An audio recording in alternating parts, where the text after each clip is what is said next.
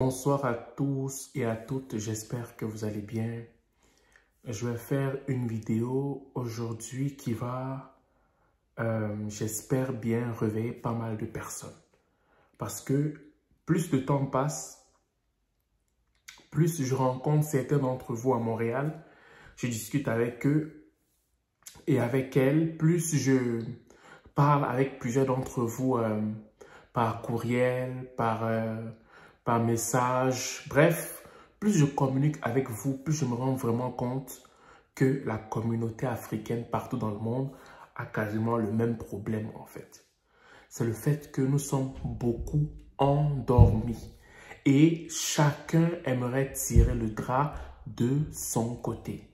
Et si on continue avec cet élan, on va seulement regarder toutes les autres communautés se développer et nous on sera toujours derrière.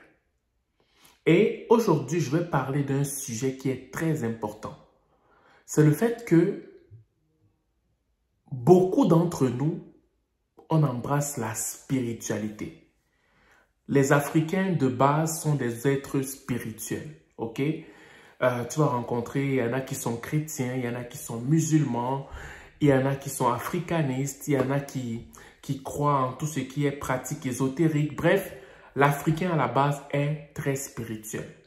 Mais ce que je rencontre aussi, c'est le fait que beaucoup de gens prennent refuge dans la prière au travers de leur spiritualité pour ne pas prendre action dans la société.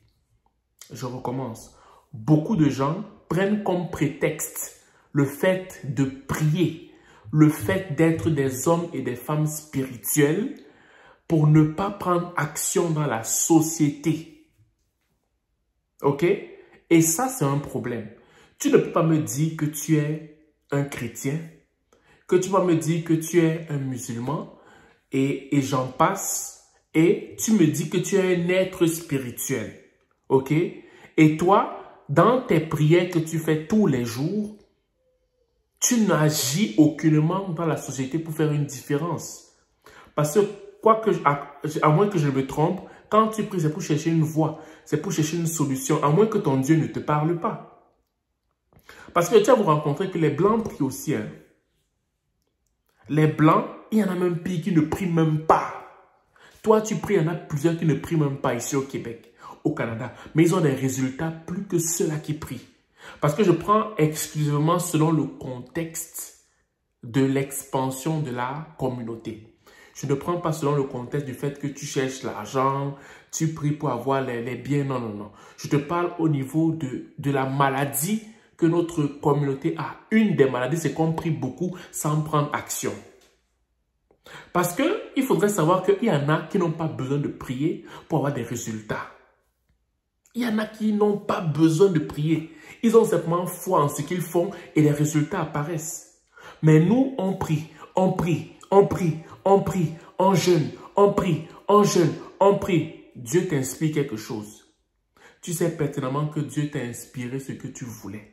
Moi, je parle selon moi, parce que moi, je suis chrétien et je ne connais pas les autres religions ou les autres spiritualités, mais moi, je parle du christianisme.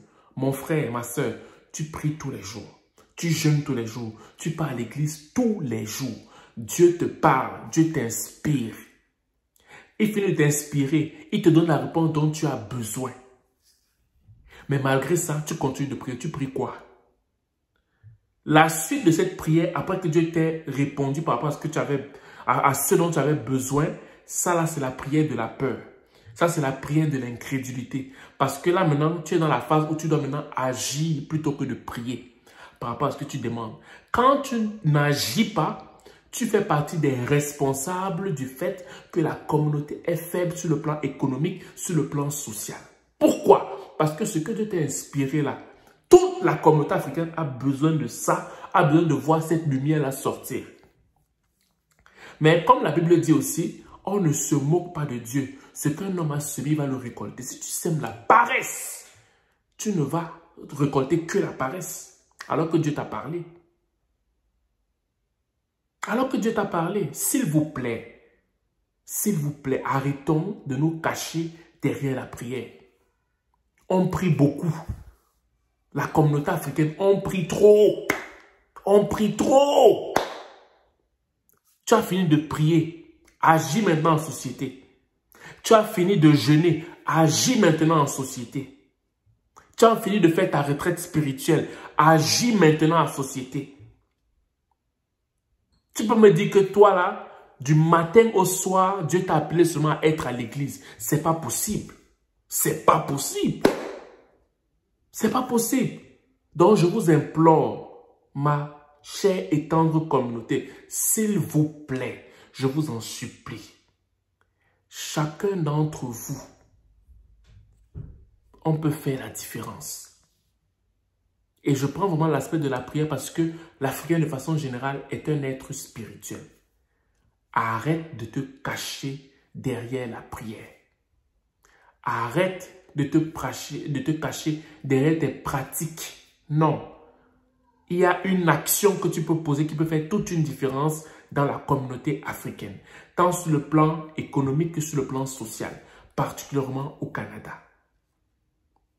Quand tu as fini de prier, quand tu as fini de servir à l'église, je parle ici de l'église parce que je ne connais pas comment dans l'islam ça se passe et dans les autres pratiques spirituelles, je ne connais pas. Donc vous allez me permettre de pouvoir parler sur cet angle-là en fait.